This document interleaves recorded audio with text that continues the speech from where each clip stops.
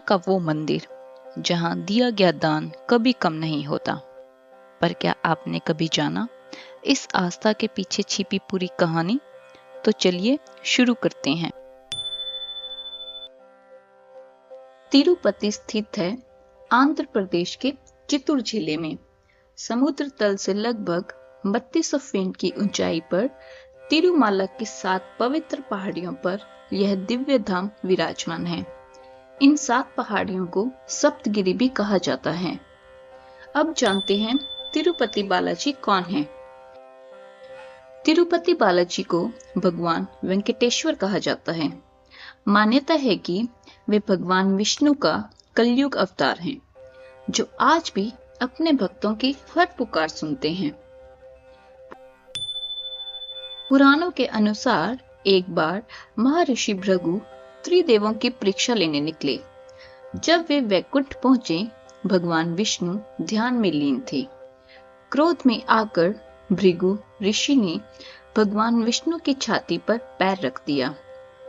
भगवान विष्णु ने महर्षि भृगु से तुरंत क्षमा मांगी, लेकिन इस घटना से माता लक्ष्मी को गहरा अपमान महसूस हुआ।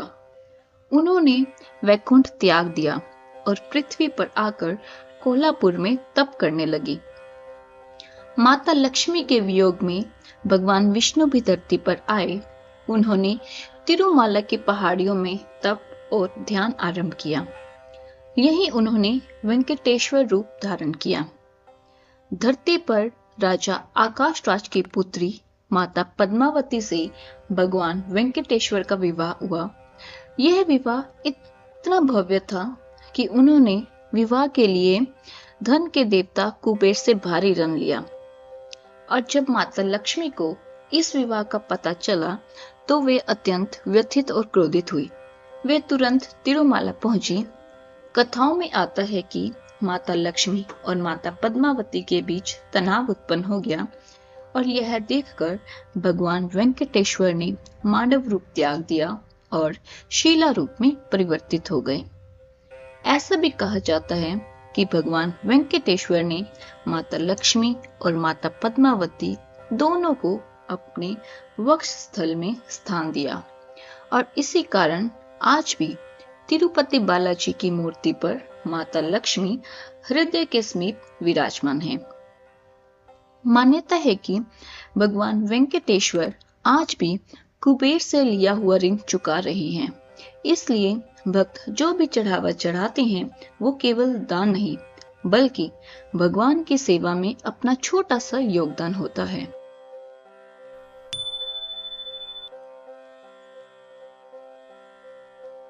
ऐसा कहा जाता है एक बार भगवान वेंकटेश्वर एक साधारण चरवाहिन नीला देवी के घर पहुंचे।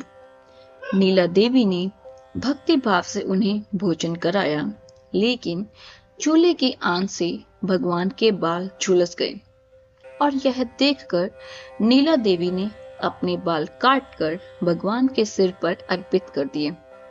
भगवान प्रसन्न हुए और वरदान दिया, कलयुग में जो भी भक्त यहाँ अपने बाल अर्पित करेगा उसका जीवन कभी खाली नहीं रहेगा।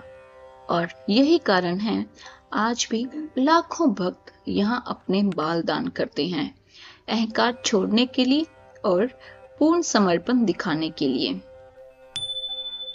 और अगर मंदिर के रहस्यों की बात की जाए तो उसमें सबसे पहले रहस्य आता है कि मूर्ति हमेशा गर्म और नम रहती है। जब भी पुजारी भगवान की मूर्ति को स्पर्श करते हैं तो उन्हें मानव शरीर जैसी गर्माहट और नमी महसूस होती है। वैज्ञानिक प्रयास हुए पर उत्तर नहीं मिला। भक्त मानते हैं भगवान आज भी सजीव हैं। गर्भगृह के पीछे एक दीपक सदियों से जल रहा है।